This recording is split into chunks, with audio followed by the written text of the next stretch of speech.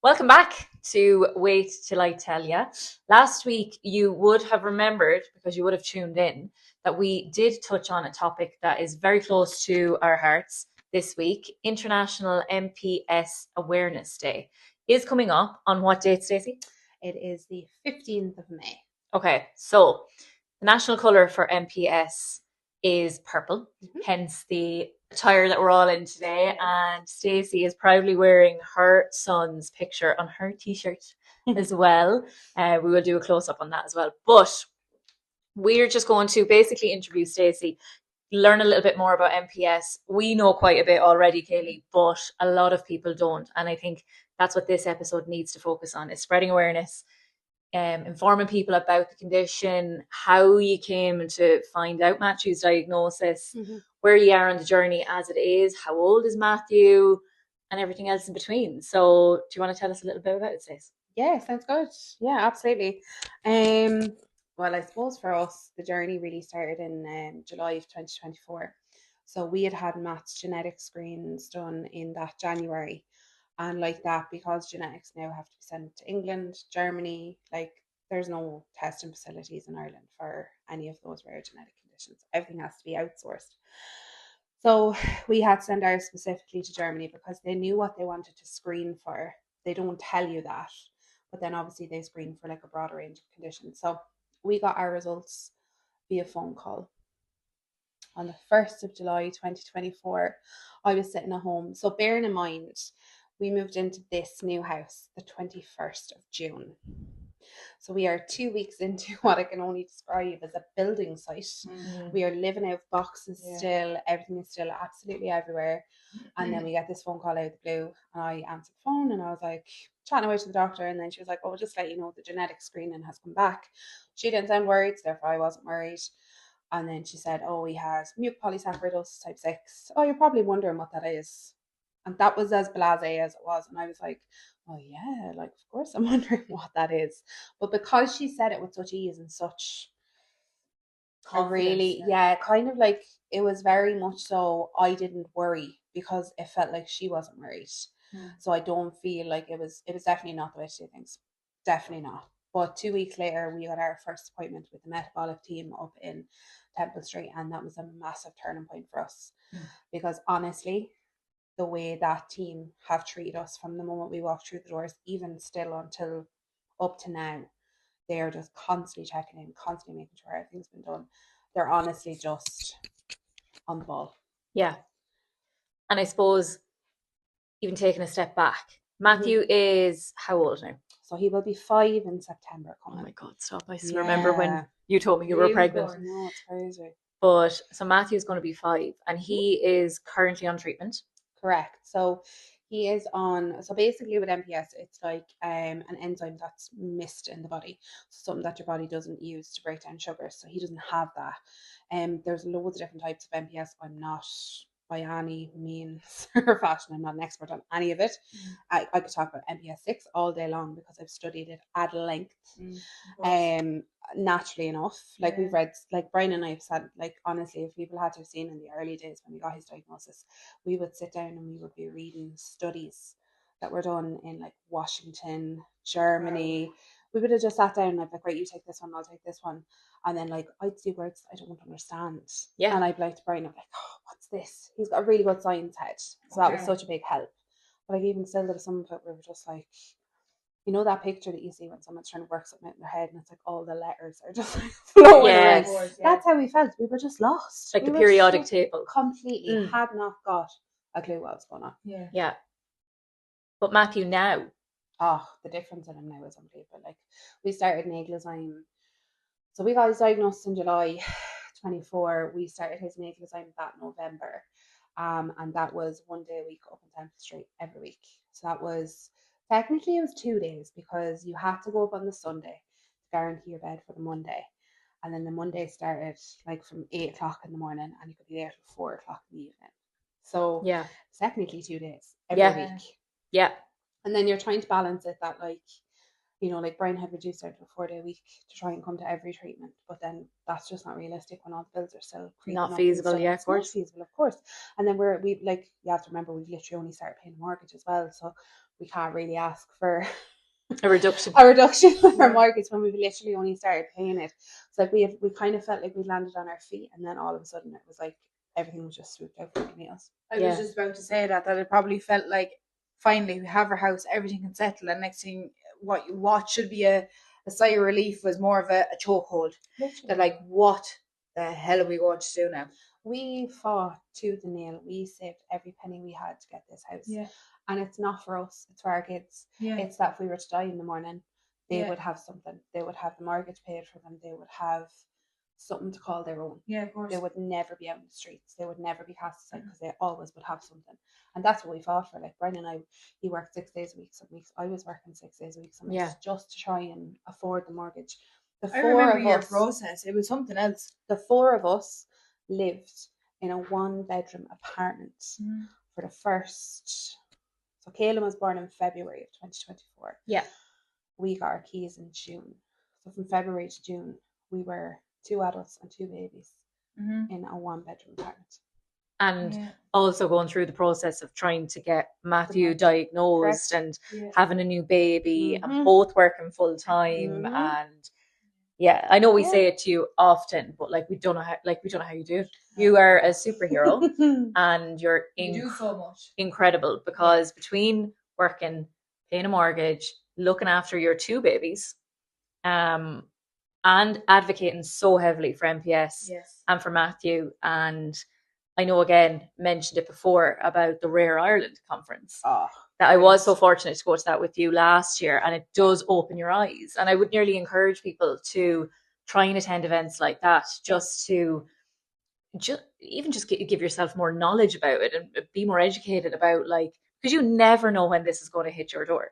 No. And I genuinely don't think people fully understand the extent of Rare Ireland and the extent of what they do, because when we joined the Facebook page first, that was the first thing that we did. And honestly, I was like, for the first week, I felt myself scrolling constantly because every post was a new rare condition. And it was a new mammy or a new daddy or a new auntie or an uncle saying, has anybody got this condition or heard of anyone with this condition? And it was all cries for help. Like, it was, some people have been like, look, we've contacted genetics. We haven't got our results, and we got our tests over a year ago. And you're like, oh my God. So then in one sense, you're like, God, we're fortunate we got ours in 6 months. And then you have another parent who's saying, well, we got ours in letter form. And I'm like, oh, well, ours was a phone call. And I'm like, the process around the whole diagnosis and everything like that, like, it has to change. Absolutely needs to be looked at. Because you cannot deliver a life-altering diagnosis like that over the phone. It's actually completely unacceptable. Sometimes it's like as if a doctor is doing their job. They're just telling you because it's in their medical profession, well, we have to tell you, as opposed to the humane side of it. Yeah. To sit down and have said, you know, we have your results, but we actually need you to come up with the results that we need to speak to you about, and sit you down in a family room, as opposed to a very office kind of type space. That's the way it should have been done. Now, oh, by the way, your son is MPS6. Do you know, like, off you go and see you now, thanks very much. Have a great day. And do you want to know something that's super duper sickening about the whole lot? And I don't actually think I've ever told the boy this, but the day after we got the diagnosis, I went on the phone like crazy. I rang our own GP and I was like, this is what we're after getting. What do we do next? Like, what's the next steps? What's this? What's that? And the doctor that had called us, I rang her office religiously, like all that morning. And I was like, I'm upset. I'm frustrated. I'm angry. She was on 2 weeks holidays. So she felt that by delivering that news over the phone was more appropriate than waiting 2 weeks till she got back. If she had to have called me that morning at 6 o'clock and said, I have your results, can you come up today? You would have known there was a matter of urgency. 100%. You would have made it your business to drop and go. And it's the fact that we weren't given that opportunity. No. That's what makes me angry. But you know what makes me angrier? Is making a formal complaint to discuss and explain why you feel it was wrong, and getting a 3-page letter back outlining why that doctor still thinks they're right. What blows That's ignorance. What kind of blows my mind with that as well, because if you're, again, I'm not a medical expert by any manner of means, and I'm not going to pretend to be, but wouldn't one imagine that if you are a specialist in genetics or rare illnesses, for example, you work with a team. You're not working individually. So although that particular doctor would have been going on annual leave, which we're all entitled to do, Absolutely. absolutely no one's denying that, but surely a member of her team could have sat down with you both on that day or on the Monday, even if she had said, I'm away, I'm not going to be here, you might not be able to make it up to me today, can you come and speak to a member of the team on Monday? And it's just, again, having that conversation, having that wherewithal though to know, again, like you mentioned, like Matthew's condition is life limiting as well. It's not just he has a scraped knee and he might need a little skin graft. No, it's life altering for all of you. Oh, absolutely. Because again, treatment and hospital visits and different doctors and genetics and all these other specialists that you now have to introduce into your lives as well.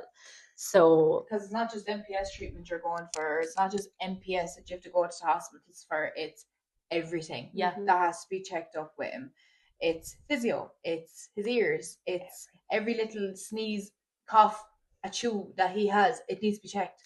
Yeah, and you see that's the thing that people don't see in the background. Like something as simple as that now, literally you touching on that there. Like, so say if it's Friday evening, Matt comes up from school, he starts coughing, I'm like, terrible. He cannot have treatment that Monday until he's seen by a doctor and deemed fit for treatment. Yeah, of course. So like he might have no temperatures, he might have no underlying anything because of the MPS. But then you reach the other hurdle, which is getting a goddamn doctor's appointment in this day and age. Yeah.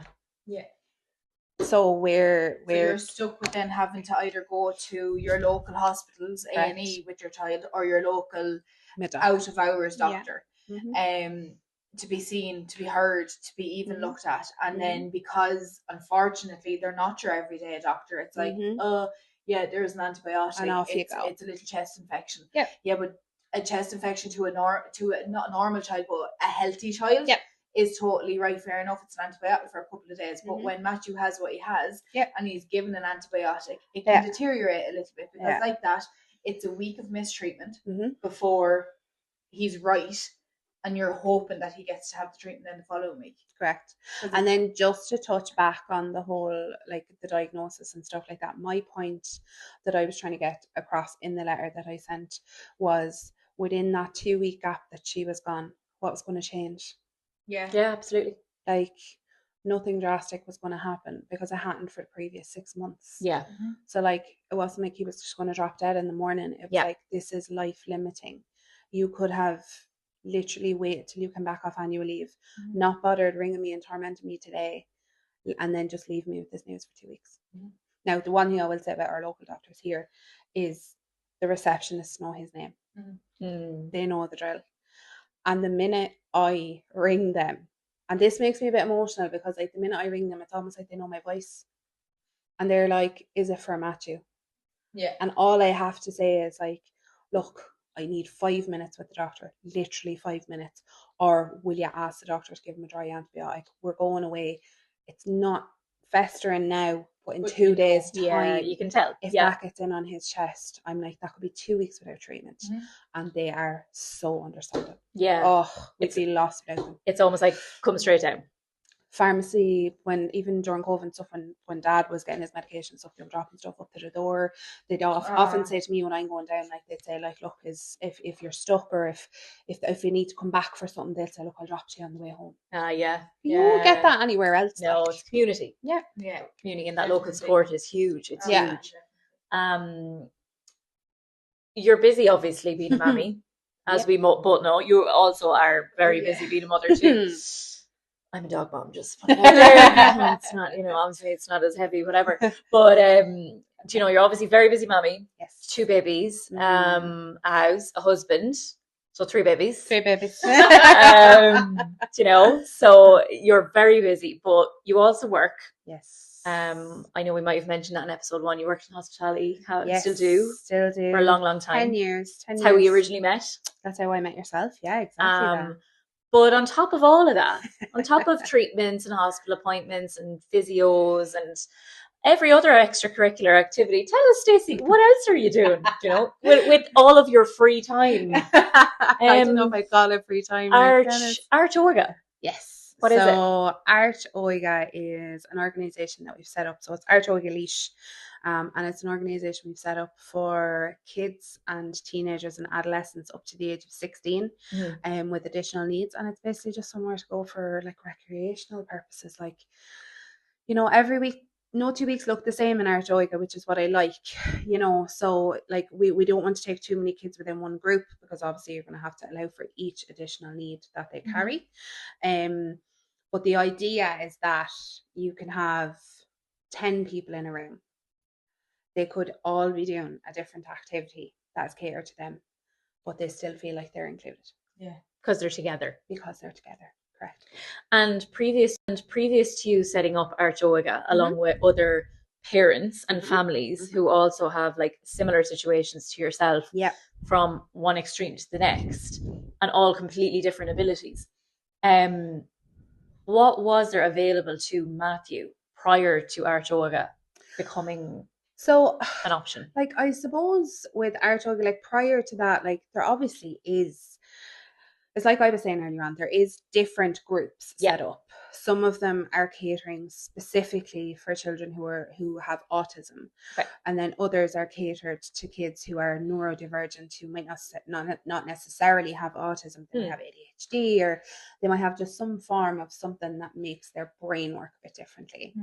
But those groups are kind of closed off to the likes of Matthew, because as you very well know, he'd buy and sell you. Like, neurodivergence is not a thing. Absolutely not. And like, we always count our lucky stars that like within MPS, within that bracket, a lot of the other conditions do affect you neurologically, whereas with MPS6 it doesn't. Yeah. So that is like one thing that we are so grateful for. Yeah. I'm like, I don't mind if he ends up being in a wheelchair and not being able to walk, once he can still have that little bit of personality that he doesn't lose that. Oh, and he is a character. Oh, he absolutely is. He literally, like you said, he'd buy and sell you. He'd sing songs, he dances away, like he does he's just a great kid. Yeah. And that's the thing, I think, not that it never gets missed with us, but with other people. He's a kid. Yeah. Yeah. And he acts like a normal 5-year-old. Oh, yeah. Completely. He has attitude too. He has sass. He has opinions. Yeah. But he is so sweet and he is so clever. Yeah. And, you know, fair play to you and Brian. And you know what? Match is a great big brother. I know. Yeah, he's fantastic. And that's it as well. Like, a lot of people forget that he has a baby brother. Like, because... But he's the best helper. Yeah, he's so good. It's kind of, wait, Mammy, I'll get that. Yeah. Like, that's my brother. Yeah. Oh, yeah. You know, very protective. That's the independent side of him as well, though. Like, we always try and encourage independence for him. And then if he really, really, really needs our help, like, we'll push him to his limits as well. You know, like his newest thing the other day is that he figured out he could get his underpants on by himself. I thought this was the best thing ever. So like, he knows that he puts the underpants on the ground, the tag goes to the back. He literally sits on the edge of his bed, puts his toe in, wiggles the toe down, right? He puts the foot up and grabs it. And he's like, right now, Mammy, for the next part I need to sit on the ground. My grand, perfect. So then he sits on the ground, pulls his leg in as far as it will go, gets the other leg in. But then he stands up and he's like, I did it. Yeah, so kind of so proud. I don't know if you just saw what I just said there. What he wants. But see, this is what's great about yourself and Brian, that you do push him to do his own thing, and that you do. We don't do everything for him. Yeah, that you do encourage it, whereas others would be kind of like, but like he's not able. Yeah, but he is, because he knows no different. Yeah. He knows no different. He doesn't see himself as different. He still sees himself as just a little child. Yeah. He doesn't know any different. He doesn't look at his other friends and be like, oh well, how come they're that way and I'm this way? He doesn't see that. No. And that's what I also love as well, is the fact that Matthew has friends that don't look at him any different. No, sure, kids nowadays, like, I had this worry that when you go to primary school, you know, I had a meeting with the school, and I really think the school are going to be fantastic now, because so far they've been great. Yeah. But I had a meeting with the school and I was like, I'm a bit worried that, like, if his legs get a bit tired, you know, I was like, I don't want to be bringing down a stroller to put him in, because I don't think it's age appropriate for school, and I don't want his friends making fun of him. She's like, Stacey, she said, let me tell you one thing. She said, you don't have to worry about that with kids. She said, I found they'd be fighting for a go on it. Oh yeah. And when she, or who get to push them. yeah, and like when she said that to me, I kind of went, oh yeah, do you know, I never really thought of it like that. But like that, with Art Oiga, it's like we've tried so many different sports, activities. Yeah. We did Clubs. We've done it, but none of them adapt to kids with additional need. Now, there's one club that I absolutely will shout out to, and that's Strawberry GAA, because he goes to the nursery football every Friday.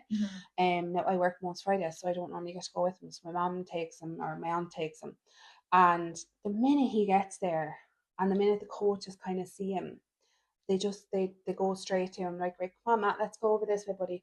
And you'll just see them like adapt the training for him. Like, the kids are doing laps, they know he's not able to do laps, so they'll be like, right, Matt, you go over there and back. And then he's like, oh, I'm still doing it, like. Yes. But they are literally so inclusive. But they do they do it in a way that he's still involved in absolutely everything that's been done for him. 100%. And they're so good to him, like, and they do the same as us, like. They push him to do as much as he can until like they know his treat him basically the same. 100%. And now I know some people don't like saying that. Yeah. I know some people don't like hearing, well, you know, treat him the same, but he's not the same. You know, a lot of people can look at it that way and look at it, kind of put a negative twist on it. But like, if Matthew was to attend a club, heaven forbid, if there was a dance or a singing club coming up, he'd say right in, he'd knock a whole lot of them out. Yeah. But like that, when it comes to the physical side of it, it is a little bit more difficult. But it's the fact that they're like, come on, sure you're well able. Come on. Yeah. That's lovely to see. Where some people don't like, as much as they want them to be involved. You know what I mean? I'm trying not to discourage anybody or anything, but there is families kind of like, well, he's not able to, so he's not going to do it. Yeah. And whereas you encourage it to be done, which I think is what has helped Matthew develop the way he has. Massively. Because he's doing things you were told he'd never do. Yeah. And that's what I love about it. Yeah, no, he is. Like 100%. Like, you know, we were told that his speech, because of his hearing loss, they do this thing called the speech banana, right? So when you're plotting the hearing loss on a chart, they have what's called a speech banana, which basically shows, like, if your hearing loss is up here, this is what you can hear, and below what you can't. So the likes of the letters S and H, like shh, we were told he'd never hear that or never produce that. Oh. We were told he'd never hear F's, because SH and F, when you actually say them, sound very similar, like. Yeah. So we were told he'd never say, like, fish, frog. He can do Chap singing songs. And he can say bad words begin with F. I just want to put that on record. He absolutely can. Say them, but then you say them, and you're the one getting the trouble. Like, no. I'm telling you. Because what happened right there. In my defense, every week for treatment, he's allowed one treatment day bad word. Our treatment day bad word is shit. Okay. So he will wake up on treatment morning. He knows what he's doing. Mommy, yeah, it's today treatment day, yeah. He will literally, on the top of his lungs, be like, shit! Oh my God, that's so there was one week we had a particularly testing treatment day. Okay. So our line was in, our cannula was in, we were absolutely sucking diesel ready to go. Half an hour in, then he came over to the nurse and he's like, excuse me, Michelle, this is like leaking. I'm so sorry. And Michelle was like, what? And he's like, this, like, hello, like, as in, sort your shit out. Like, and Michelle could do nothing but laugh at him. Like, she was like, come here, we'll have a look at it. But yeah, the cannula had disconnected, the vein wasn't strong enough. So we had to try another like 3 or 4 times to do it, and he was getting so distressed. And I was like trying to think of an incentive. We try to do an incentive every week, like, once your line is now, we'll make Rice Krispie ones. Yeah. Once your line's in now, we're going to paint. Yeah. Like, it's just, there's always an activity to follow. Once your line is in, we're going to do this. Yes.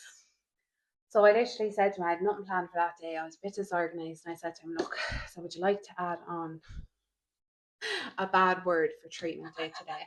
Like, you can just add on one bad word. I said, I was expecting to come out with like crap or poo-poo head or something like that. He turned around to me and he goes, just one, Mammy. And I went, just one. And he goes, I think I'll use fuck's sake. When I'm telling you my face, the nurse's face, we just looked at him and I was like, okay, where did you hear that? And he goes, my daddy always says it. Hanging Brian out to dry. Hanging him out to dry. Hanging him out to dry. I just said to the nurse, I was like, I promise you, he never says this word. So I said to him, I said, you can say it one more time. I said, and then you never just say that word again, ever. Oh, it was awful. I actually did think I asked him what his word was on treatment day, and then he told me. Yes. That's how I figured it out. But Yeah. it made me laugh just when you were saying that the doctor said he could never say F or SH. He absolutely can. He 100% can. He can. Those for us as well, like for MPS, like you would have heard nothing about it until until Matt's got his diagnosis and stuff. Do you have any questions that root in your head? Do you want to ask your question first, or shall I? So my first question that I want to know is, what was the hardest thing for yourself and Brian, or even like not just yourself and Brian, but your unit in this house as a family? I definitely think the hardest thing for me was navigating two kids when one had a rare diagnosis, and constantly having that kind of cloud of guilt over your head that like, am I doing enough for both? And then obviously as Kayleigh grew up, he wasn't really meeting his milestones, so there was a massive blame game on, you know, that like he's not meeting his milestones because I'm not spending as much time with him as I am with Matthew. And even still, some days that still lingers. Well, can I just point out to you that that's absolute bullshit? That's your own guilt. Yeah. That's your own head overthinking. Yeah. I absolutely do not think it's that case at all, because when you're here in this house and your two boys are pulling left, right and centre out of you, you are the one here doing it. Of course, so is Brian, you know, but like under no circumstances, there's not more love for one than there is for another. And anybody that looks at it in that way can...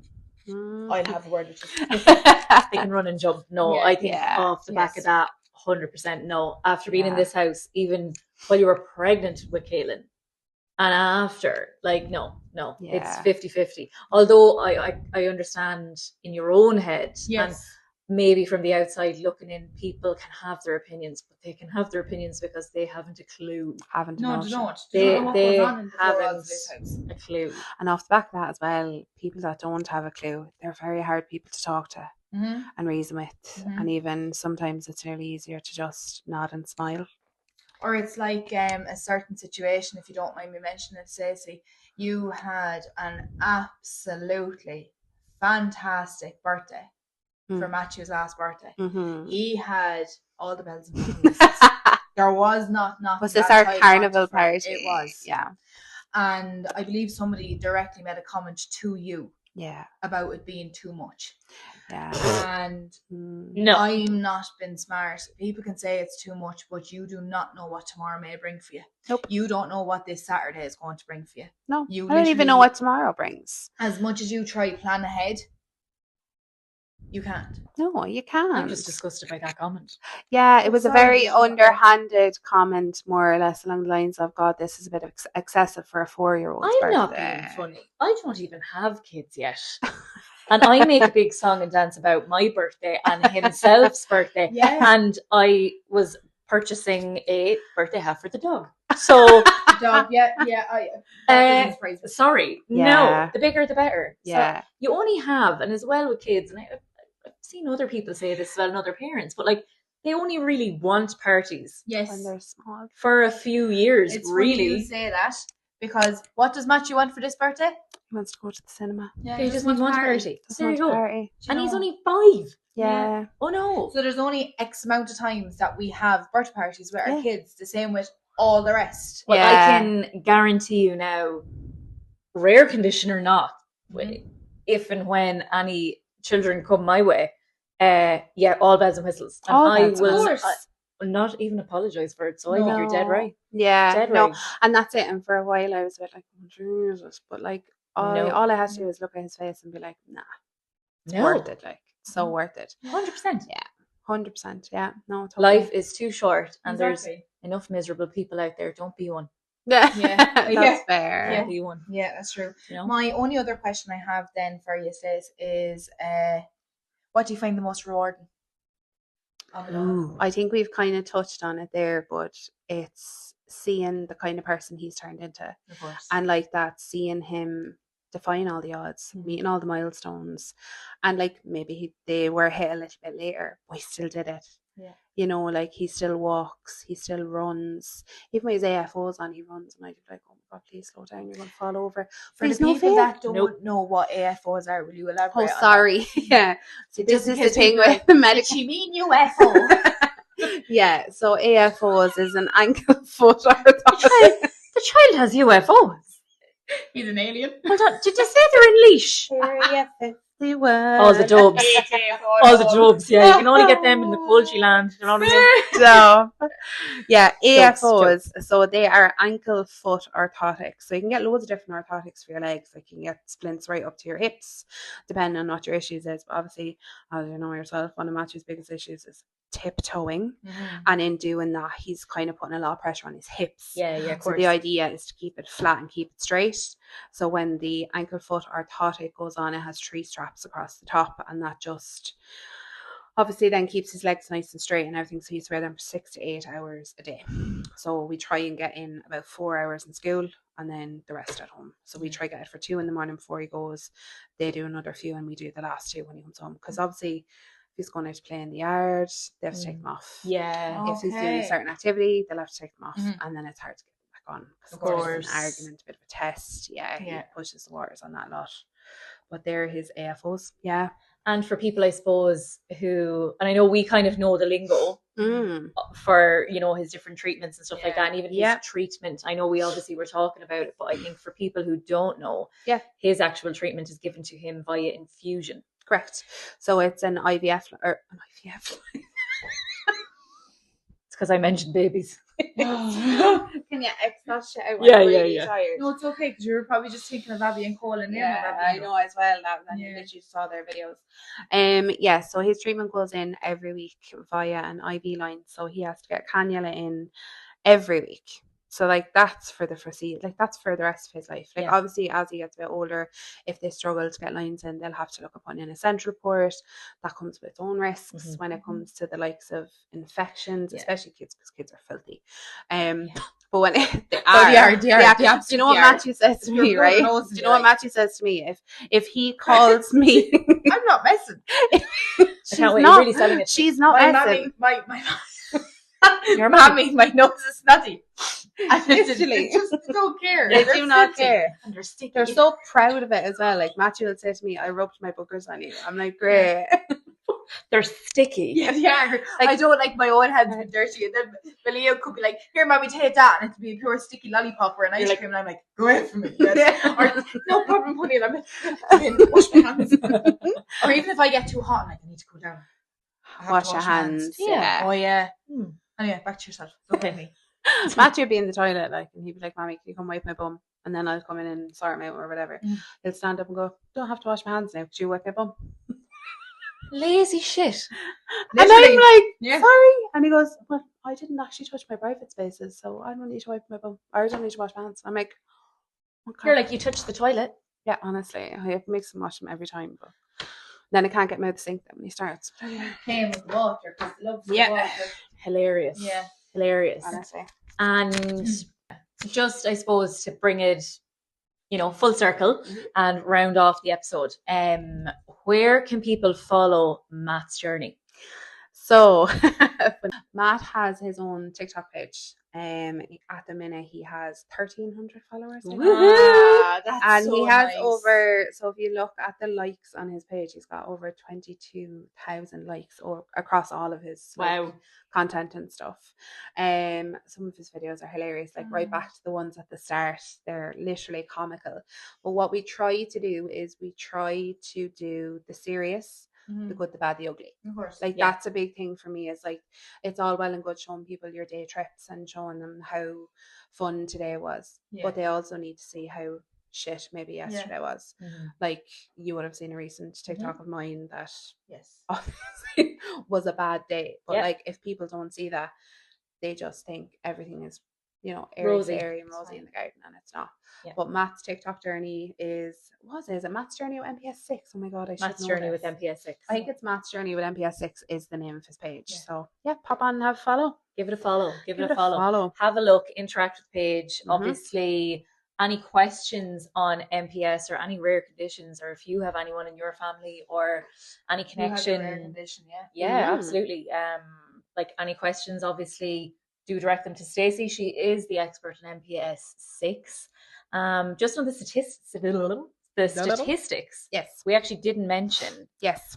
Obviously, we touched on Matthew's condition being extremely rare, but he Yeah. is one of how many in Ireland with this condition? So he is one of currently 3 living with this condition. There are a few that have unfortunately passed.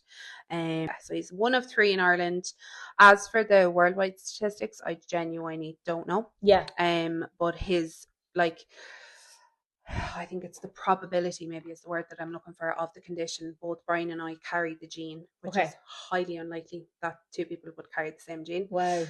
So Matthew's probability of getting the condition would have normally been like 1 in 700,000. Yeah. But when you have one child with the condition, yeah, the chance of your next children having it is 1 in 4. Wow. So we were extremely. And I'm just going to say, you did have Kayleigh tested. He was 6 months old when we had him tested. Yeah. So he was a 1 in 4. So I do think Kayleigh is a blessing in disguise, because we had him before we got Matt's diagnosis and before we had these statistics. I think if we had to have had them afterwards, we would not have had more children.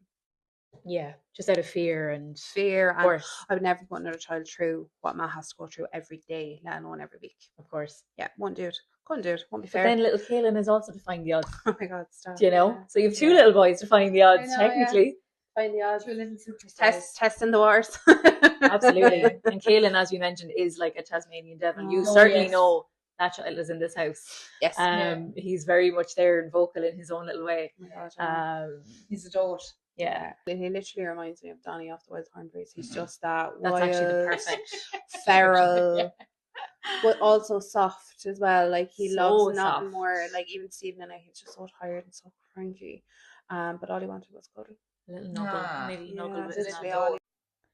Tomorrow marks International MPS Awareness Day, a day for the fighters, the families, and the voices too often unheard. MPS may be rare, but the strength, love, and courage behind this community is impossible to miss. So today, we raise awareness, we share stories, and we remind the world that every life deserves to be seen, supported, and celebrated.